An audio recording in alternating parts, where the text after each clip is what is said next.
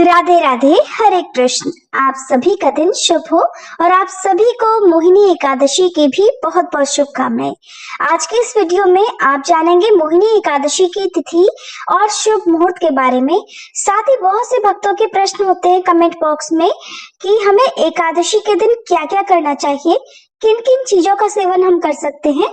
तो इस वीडियो में मेरा प्रयास रहेगा कि दशमी से लेकर द्वादशी तक शास्त्रों में वर्णित जो भी नियम एकादशी के बताए गए हैं, मैं उन्हें आपको बता सकूं ताकि आपके द्वारा रखा गया व्रत पूर्ण हो सके और आप एकादशी व्रत का पूर्ण फल प्राप्त कर सके। इसलिए वीडियो को पूरा जरूर देखिएगा। अगर आपका कोई प्रश्न हो तो आप कमेंट बॉक्स में जरूर लिखिएगा।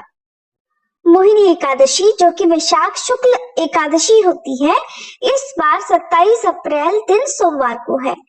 सुबह से एकादशी का व्रत प्रारंभ होगा और अगले दिन व्रत का पारणा किया जाएगा। सोमवार का दिन होने से इस दिन का महत्व और भी अधिक बढ़ जाता है, क्योंकि ये देखा जाए तो एक प्रकार से हरिहर के मिलन का दिन है, यानी भगवान विष्णु और भगवान शिव शंकर की पूजा इस दिन करने से समस्त शुभ फलों की प्राप्ति हो सकती है। और इस बार एकादशी के दिन भद्रा भी लग रही है। एकादशी तिथि 26 अप्रैल दिन रविवार को शाम 6:08 से प्रारंभ होकर 27 अप्रैल दिन सोमवार को शाम 6:16 पर समाप्त होगी। रविवार को दशमी तिथि मिली एकादशी है और सूर्यास्त से कुछ समय पहले ही एकादशी लग रही है, इसलिए व्रत 27 अप्रैल दिन सोमवार को ही रहेगा। और सोमवार के दिन ब्रह्म मुहूर्त सुबह 4:23 से 5:11 तक रहेगा। सूर्योदय होगा सुबह 6 बजे, सूर्यास्त होगा शाम 6:48 पर। प्रातः काल पूजा मुहूर्त सुबह 4:39 से 5:44 तक रहेगा। सायंकाल पूजा मुहूर्त शाम 6:53 से 7:59 तक रहेगा। भद्रा काल सुबह 6:07 से शाम 6:15 तक रहेगा। ध्यान रखिएगा, इस पर भद्रा का वास मृत्यु लोक में रहेगा, जिस कारण से जब तक भद्रा काल रहेगा तब तक कोई भी शुभ काम करने से बचना चाहिए। अगर आप इस दिन किसी भी नए काम की शुरुआत करना चाहते हैं या अपने जीवन की सुख समृद्धि से जुड़ा कोई भी काम करना चाहते हैं तो वो इस दिन आप ना करें। भद्रा काल की समाप्ति के बाद आप चाहे तो कर सकते हैं। जब मृत्यु लोक की भद्रा होती है तब पूजा पाठ संबंधी कार्यों को छोड़कर अन्य सभी शुभ कार्य वर्जित बताए जाते हैं। और इस दिन राहु काल सुबह 7:30 से 9 बजे तक रहेगा। क्योंकि सोमवार के दिन एकादशी है तो दशमी तिथि के नियमों का पालन रविवार को किया जाएगा। द्वादशी तिथि 27 अप्रैल सोमवार को शाम 6:17 से लग रही है और द्वादशी तिथि का समापन 28 अप्रैल मंगलवार को शाम 6:52 पर होगा। सोमवार को जब द्वादशी तिथि शाम 6:17 से लगेगी तब इसी समय से हरिवासर का समय भी शुरू हो जाएगा। हरिवासर के समय जितना हो सके भगवान के नामों का स्मरण, जप, कीर्तन या कथा श्रवण करना पुण्यदायी माना जाता है। लेकिन द्वादशी तिथि में जब हरिवासर रहता है तब उस समय भूल कर भी उपवास नहीं खोलना चाहिए। और हरिवासर का समय सोमवार की देर रात 12 बजे के बाद देखा जाए तो ये 27 अप्रैल मंगलवार को 1 AM का यानी तड़के 1 बजे का समय होगा, तब हरिवासर समाप्त होगा। मंगलवार के दिन ब्रह्म मुहूर्त सुबह 4:22 से 5:10 तक रहेगा। सूर्योदय होगा सुबह 5:59 पर। सूर्यास्त होगा शाम 6:49 पर। प्रातः काल पूजा मुहूर्त सुबह 4:38 से 5:43 तक रहेगा। राहु काल दोपहर 3 बजे से 4:30 बजे तक होगा। अब जान लेते हैं पारण मुहूर्त के बारे में। मोहिनी एकादशी व्रत का पारणा इस बार 28 अप्रैल मंगलवार को सुबह 5:55 से 8:21 के बीच में किया जाएगा। यही वो समय है जब आपको एकादशी का व्रत विधि विधान से खोल लेना है। अब विस्तार से जानिए दशमी से लेकर द्वादशी तक भक्तों को किन किन नियमों का अनिवार्य रूप से पालन करना चाहिए। दशमी तिथि को व्रत रखने वाले भक्तों को शुद्ध सात्विक भोजन ग्रहण करना चाहिए। सूर्यास्त के बाद अन्न या अन्य भारी भोजन करने से बचना चाहिए। किसी भी प्रकार के अन्न का सेवन सूर्यास्त के बाद करना वर्जित बताया गया है। वहीं दशमी की रात्रि को ब्रह्मचर्य का पालन करके भोग विलास से दूर रहना चाहिए। फिर प्रातःकाल एकादशी को लकड़ी की दातुन या पेस्ट का उपयोग भी ना करें। जिस ब्रश से आप डेली ब्रश करते हैं उसका उपयोग ना करें। नींबू, जामुन या आम के पत्ते लेकर चबा लें और उंगली से कंठ शुद्ध कर लें। एकादशी के दिन वृक्ष से पत्ता तोड़ना भी वर्जित बताया जाता है, इसलिए अपने आप गिरे हुए पत्तों का सेवन करें। अगर ऐसा भी संभव ना हो तो केवल शुद्ध जल से 12 बार कुल्ला करके आप अपना कंठ साफ कर सकते हैं। फिर स्नान आदि कर मंदिर में जाकर भगवत गीता का पाठ करें या पुरोहित आदि से श्रवण करें। ऐसा करना भी संभव ना हो तो केवल भगवान विष्णु या भगवान श्री कृष्ण का मन ही मन ध्यान करें। फिर भगवान के समक्ष इस प्रकार प्रण करना चाहिए कि आज मैं चोर, पाखंडी या दुराचारी मनुष्य से बात नहीं करूंगा और न ही किसी का दिल दुखाऊंगा। गौ, ब्राह्मण आदि को फलाहार और अन्न आदि देकर प्रसन्न करूंगा। रात्रि को जागरण और कीर्तन करूंगा। ओम नमो भगवते वासुदेवाय इस द्वादक्षर मंत्र अथवा गुरु मंत्र का जाप करूंगा। श्री राम, कृष्ण, नारायण इत्यादि श्री विष्णु सहस्त्र नाम को कंठ का भूषण बनाऊंगा।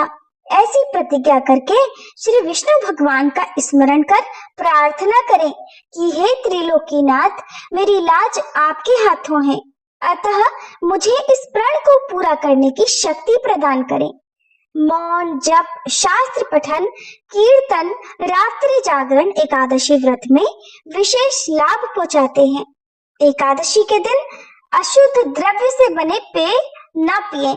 बाहर से निकाला हुआ जूस भी या पैकेट वाली चीजों का सेवन ना करें, जैसे कोल्ड ड्रिंक्स या एसिड आदि डाले हुए फलों का सेवन भी नहीं करना है, ना ही ऐसे जूस का सेवन करना है। घर पर निकाले गए ताजे फलों का जूस आप ले सकते हैं या फिर थोड़े दूध या जल पर रहना भी विशेष लाभदायी होता है।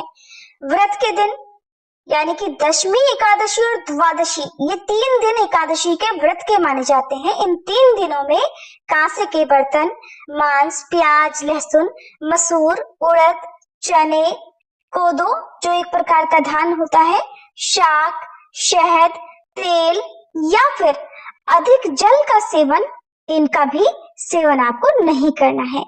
अधिकतर लोग एकादशी में भरपूर मात्रा में जल का सेवन करते हैं, तो माना ये जाता है कि ऐसा करने से भी व्रत खंडित हो सकता है। जल का सेवन उतनी मात्रा में करें जिससे आपकी प्यास शांत हो सके और आपको व्रत रखने की शक्ति प्राप्त हो सके। व्रत के पहले दिन दशमी को और दूसरे दिन द्वादशी को हविष्यान्न यानी जौ, गेहूं, मूंग, सेंधा नमक, काली मिर्च, शक्कर और गाय के घी आदि का एक बार भोजन करें। फलाहारी को गोभी, गाजर, शलजम, पालक, कुल्फे का साग इत्यादि भूलकर भी इन 3 दिनों में सेवन नहीं करना है।